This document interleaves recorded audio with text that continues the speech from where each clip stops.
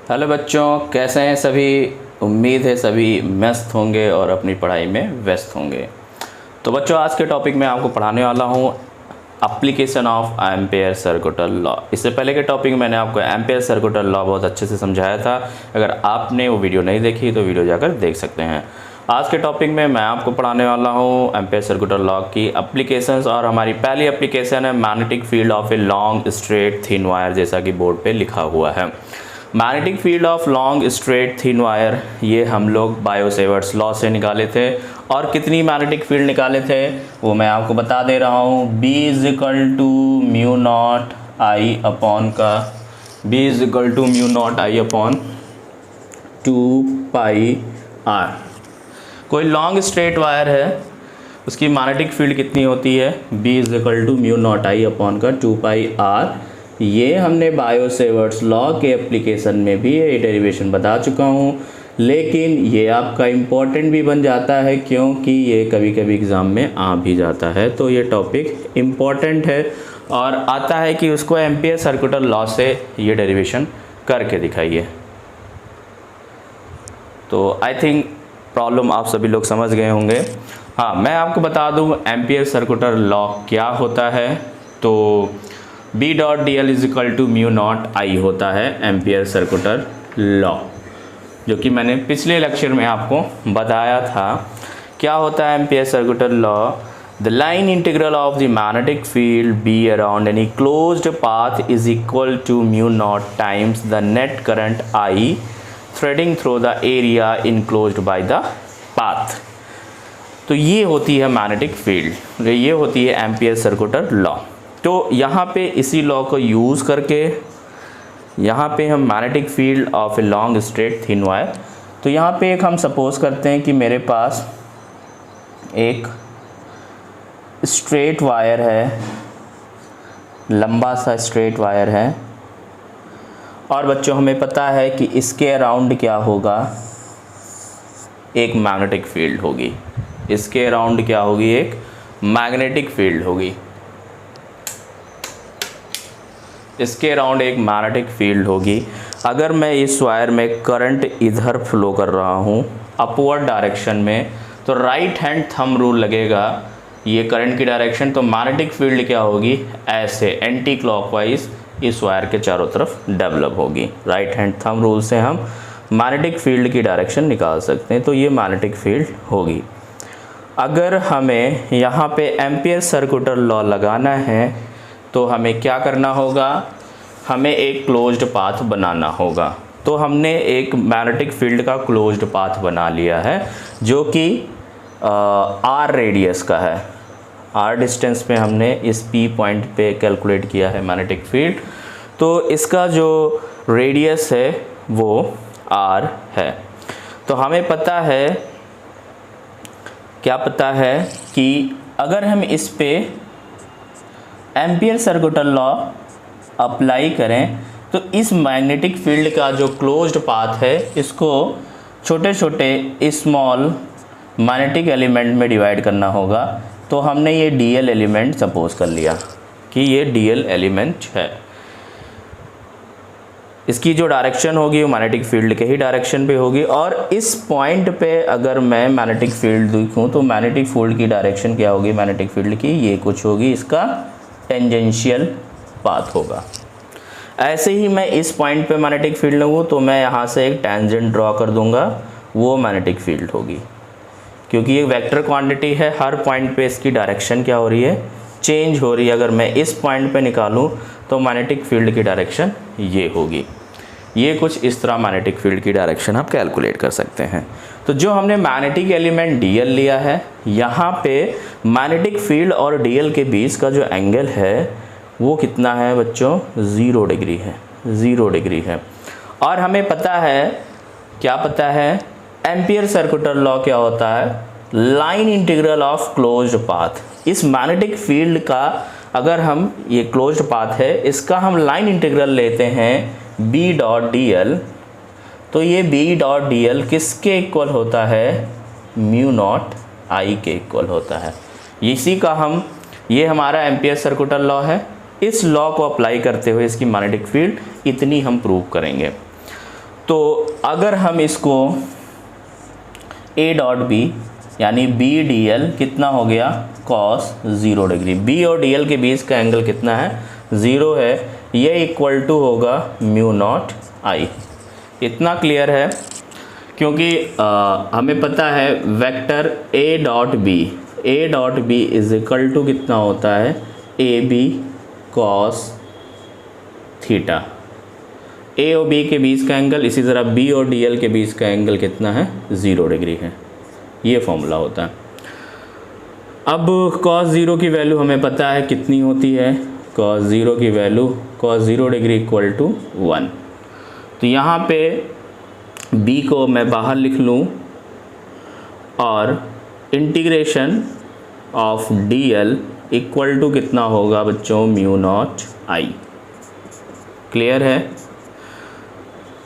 dl को integrate करेंगे तो हमें क्या मिलेगा, इस वायर का इस मैग्नेटिक फील्ड का पूरा जो लेंथ आ जाएगा, और इसका लेंथ क्या होगा 2 पाई आर होगा, इसका सरकमफ्रेंस, क्योंकि आर रेडियस का है, ये हो गया म्यू नॉट आई। तो यहाँ से b इज इक्वल टू हम क्या ले सकते हैं म्यू नॉट आई अपॉन का 2 पाई आर। तो देखिए ये लॉन्ग स्ट्रेट वायर के अराउंड जो मैग्नेटिक फील्ड डेवलप हो रही है b is equal to mu naught I upon का 2 पाई आर। ये एम्पियर सर्कुलर लॉ की फर्स्ट एप्लीकेशन थी, और इस एप्लीकेशन से ये 2 नंबर का क्वेश्चन पूछता है कैसे हम मैग्नेटिक फील्ड फाइंड कर सकते हैं। अगला जो एप्लीकेशन देखेंगे वो magnetic field of long straight solenoid. तो बच्चों नेक्स्ट टॉपिक में हम पढ़ रहे हैं जो एम्पियर सर्कुलर लॉ की सेकंड एप्लीकेशन है, और ये इससे हम क्या करेंगे मैग्नेटिक फील्ड फाइंड करेंगे लॉन्ग स्ट्रेट सोलेनॉइड। एक लॉन्ग स्ट्रेट सोलेनॉइड के अंदर कितनी मैग्नेटिक फील्ड डेवलप होती है उसको फाइंड करेंगे। तो बच्चों यहाँ पे ये मैंने आपको डायग्राम में दिखाया है, एक लॉन्ग स्ट्रेट सोलेनॉइड है। तो मैं इस सोलेनॉइड को पे जब भी एम्पियर सर्कुलर लॉ तभी लगा सकता हूँ जब हमें इसके पास एक क्लोज्ड लूप बनाना हो। तो यहाँ पे हम एक क्लोज्ड लूप सपोज करते हैं कि ये हमने रेक्टेंगुलर एक क्लोज्ड लूप बना लिया है, रेक्टेंगुलर क्लोज्ड लूप बनाया है A से B और फिर C से D, ये क्लोज्ड लूप है। डायग्राम आपको क्लियर दिख रहा होगा, ठीक है। अब यहाँ पे अगर मैं एम्पियर सर्कुलर लॉ अप्लाई करूँ तो यहाँ पे जो एम्पियर सर्कुलर लॉ अप्लाई करने के लिए यहाँ पे लाइन इंटीग्रल हमें 4 पार्ट में लेना होगा, A to B, B to C, C to D और D to A। तो एम्पियर सर्कुलर लॉ क्या होता है, लाइन इंटीग्रल ऑफ यानी क्लोज्ड पाथ यानी B dot D L equal to mu naught I, ये होता है। इसको इक्वेशन 1 मान लें और B डॉट डी एल को हम सॉल्व करें। तो बच्चों B डॉट डी एल जो है अपना ये 4 सेगमेंट में डिवाइड है। तो इसको पहले हम कहाँ से कहाँ तक निकालेंगे, पहले हम निकालेंगे A to B। A to B का मतलब ये जो लूप है वो रेक्टेंगुलर है और इसमें जो लाइन इंटीग्रल होगा हर साइड का अलग अलग निकलेगा। तो A टू B अगर हम निकालें तो यहाँ पे जो आएगा B डॉट डी एल और प्लस का A से B के बाद B टू C, तो B टू C और यहाँ पे भी क्या होगा B डॉट डी एल। हर सेगमेंट का लाइन इंटीग्रल लगाएंगे क्योंकि पूरे क्लोज्ड पाथ का लगा रहे हैं। C to D B dot D L और plus D to A B dot D L. Clear है? अब A टू B में देखो इधर ही आपकी ये मैग्नेटिक फील्ड लाइंस हैं और डी एल भी हम इधर ही ले रहे हैं, तो दोनों के बीच में एंगल कितना है 0 है। तो इसको लिख सकते हैं B D L cos 0, A to B B dot D L cos 0। Clear है? और प्लस का B2C में देखो DL और मैग्नेटिक फील्ड के बीच में एंगल कितना बन जाएगा 90 डिग्री, तो ये वाला टर्म कितना हो जाएगा, ये 0 हो जाएगा। C2D मैग्नेटिक फील्ड से बाहर है तो यहाँ पे B बराबर 0 है, B की वैल्यू 0 है, तो ये टोटल टर्म कितना हो जाएगा, ये भी क्या बन जाएगा, 0 बन जाएगा। और D2A में भी 90 डिग्री होगा तो ये वाला टर्म भी 0 बन जाएगा। तो ये सारे तीनों टर्म 0 हो जाएंगे, इक्वल टू जो आएगा वो म्यू नॉट आई आएगा। और cos 0 की वैल्यू 1 होती है, तो यहाँ पे B और A2B DL इक्वल टू कितना आ गया, म्यू नॉट आई, इतनी वैल्यू ये आएगी।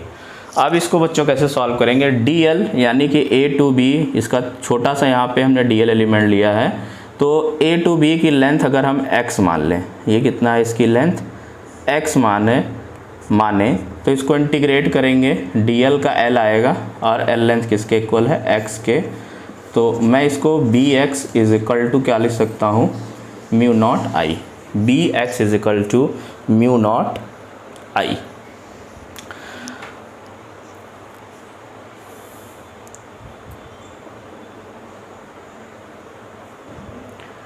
Bx इज इक्वल टू हमारे पास आ चुका है म्यू नॉट आई। अब I करंट को हमें, ये I जो करंट है, ये I करंट पूरे सर्किट यानी पूरे सोलेनॉइड में जो फ्लो हो रही है वो टोटल करंट I है। क्लियर है?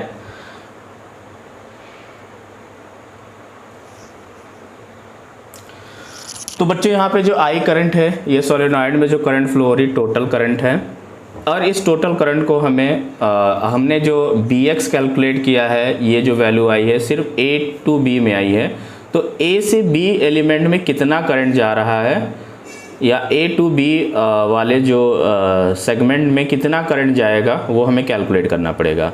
तो बच्चों ये जैसा यहाँ पे लिखा है, ये यहाँ से करंट निकल रही है और क्रॉस का मतलब करंट यहाँ जा रही है। तो I नॉट जो है वो एक टर्म में करंट है, ये वन टर्म में I नॉट करंट फ्लो हो रही है। क्लियर है? तो हम सपोज कर लें if small n be the number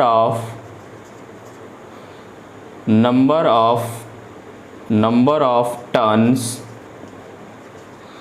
small be the number of turns per unit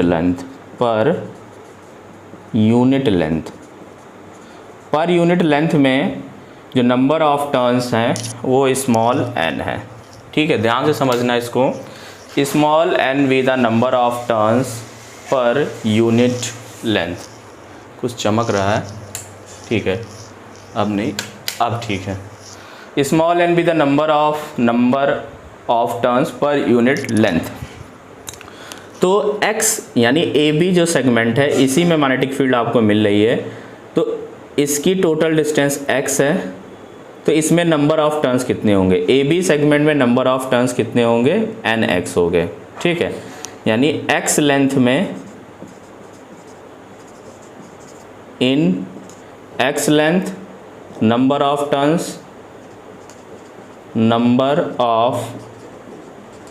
turns कितना हो जाएगा, स्मॉल n इंटू का x यानी का nx। और पर टर्म में जो करंट फ्लो हो रही है, current flowing in each turn is equal to I naught. यहाँ पे थोड़ा अलग लिख रहा हूँ, इधर ये सेगमेंट अलग है, I नॉट। ईच टर्म में जो करंट फ्लो हो रही है वो कितनी है, I नॉट है। क्लियर है? ईच टर्म में जो करंट फ्लो हो रही है वो I नॉट है। तो nx टर्म में कितनी करंट फ्लो होगी, nx टर्म में कितनी करंट फ्लो होगी, तो इसको हमें क्या करना पड़ेगा, I इज इक्वल टू कितना हो जाएगा, I इज इक्वल टू हो जाएगा nx I नॉट। यानी इसमें जो करंट फ्लो हो रही है AB में I is equal to nx I naught होगा। तो यहाँ पे सब्स्टिट्यूट कर दें, then Bx is equal to mu naught I की जगह हम लिख सकते हैं N X I naught, X से एक्स कैंसिल हो जाएगा, then B is equal to mu naught N I naught. I naught आपको पता है current in each turn, N क्या है, number of turns per unit length. ये क्या है बच्चों, number of turns per unit length, और आई नॉट क्या है, करंट इन ईच टर्न। तो सोलेनॉइड के अंदर जो मैग्नेटिक फील्ड डेवलप होगी वो कितनी होगी, mu naught N I not. Clear है। और अगर आपसे पूछें कि इसके एंड्स पे मैग्नेटिक फील्ड कितनी होगी, यानी यहाँ पे मैग्नेटिक फील्ड कितनी होगी, तो इसकी हाफ होती है, B end is equal to होता है mu naught N I naught upon का 2। ये मैग्नेटिक फील्ड होती है। ये सोलेनॉइड के एंड्स पे मैग्नेटिक फील्ड क्या होती है, जितनी बीच में होती है उसकी आधी होती है। तो इसको अगर हम ग्राफ से देखें तो ग्राफ इसका कैसा बनता है, ये कुछ ग्राफ है, यहाँ पे जो है स्ट्रेट ग्राफ होगा, यानी ये मेनली मैग्नेटिक फील्ड को शो कर रही है, ये मैग्नेटिक फील्ड वाई लाइन है जो मैग्नेटिक फील्ड को शो कर रही है। तो यहाँ पे मैग्नेटिक फील्ड आपका स्ट्रेट होगा, और यहाँ पे कितना हो जाएगा, ये एंड्स है, एंड्स पे कितना हो जाएगा b/2, यहाँ पे कितना हो जाएगा b/2, हाफ हो जाएगा। तो इस तरह ग्राफ से भी हम इसको समझ सकते हैं।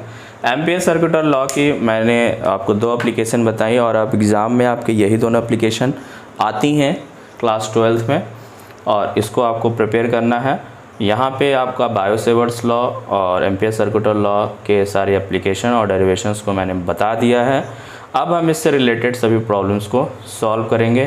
तो मिलते हैं फिर नेक्स्ट वीडियो में एक नए प्रॉब्लम के साथ। तब तक के लिए नमस्कार, जय हिंद, जय भारत।